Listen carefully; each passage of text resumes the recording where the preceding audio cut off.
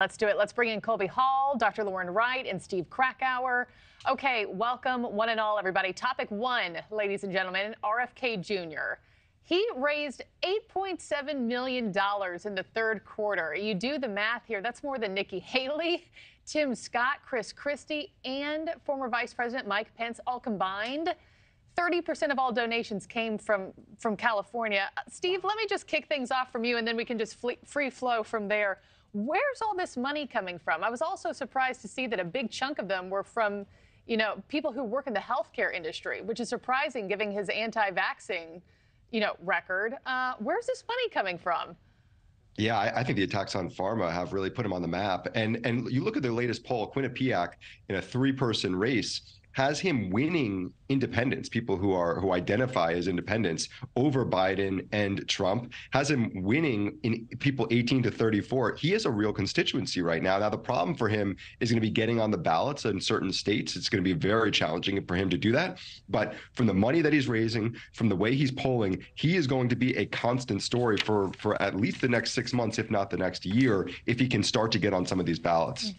Colby, what is your thought about this? Because clearly he's not on the ballots yet. I think he's doing well in the polls because he's sort of the none of the above candidate. And a none of the above candidate is really appealing right now given the other leaders. You know, I think he was always sort of designed to be a spoiler candidate, but it's not clear whose candidacy he's going to spoil. You know, you saw him mostly on conservative media as a sort of an option to Biden. But recent polls show that he could hurt Trump's campaign more or as much as Biden. So, you know, it'll be interesting to see who he ends up endorsing at the end, or if that even matters. But, you know, 22%, that's more than Ross Perot got at 19% in 92. So he's no joke. RFK momentum is real. Yeah. RFK momentum versus RFK. Momentum. I don't know. Lauren, you don't know? Lauren's saying, let's take a breather. Let's take a breather because, look, we have a single ballot majoritarian system. Independent candidates cannot, will not win. I think his candidacy is interesting. I'd love to see him on a debate stage with Trump and Biden. And he has brought COVID and COVID policy, vaccines aside, which I know he's trying to avoid those conversations, back into the national conversation. And it's a really important conversation that we have, the biggest public health crisis we've arguably ever faced in this country. But look, you know, yes, he's raised 8 million. Biden, who people are saying is just can't even put a campaign together, is raising 72 million. Trump at this time, when he was the incumbent, was raising 120 million a quarter. So yes, let's pump the brakes is a good characterization of my position. Well, and it's like, it can be a distraction because what's the point in one hand? But on the other side, it's fascinating because this is a guy that honestly, there are some serious outlets.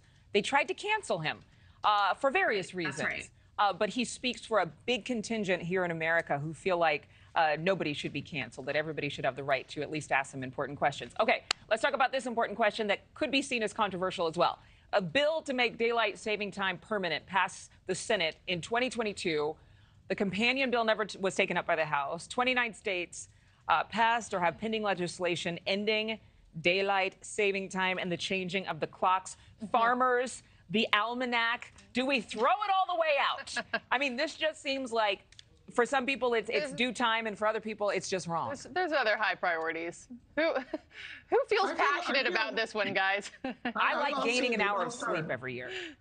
I'll start and say that every time I hear this story, I have a panic attack, like I'm taking an SAT and I've come across a math word problem that I can't quite understand. Why? Because you're like, oh, this means we're going to get more daylight? No, it's actually, and then I think about it. It's kind of confusing. And I think it just really appeals to late risers who get more, who wake up later than those earlier. Like, it doesn't create more. So I kind of like, let's just keep it the same and I don't think it's going to really change anything. But mostly, like I think a lot of viewers, it's just kind of confusing. It doesn't really it's not going to change anything other than when we wake up, maybe. Yeah. I think a lot of people are like, what does permanent daylight saving mean? You know? I have to strongly disagree. Oh, Steve is strongly disagreeing. Let's listen. I got to strongly disagree with my former boss, Colby Hall, who I love. But I didn't realize that. Listen, I find that in college, I feel like one of the ways was good and one of them was bad. I'm not 100% sure which one, but ever since having kids, they both seem worse. So if anything can be better now. If we're gonna that sounds like a personal problem.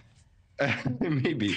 Thank you for watching. Go to newsnationnow.com to find NewsNation on your television provider. And don't forget to click the red subscribe button below to get more of NewsNation's fact-driven, unbiased coverage.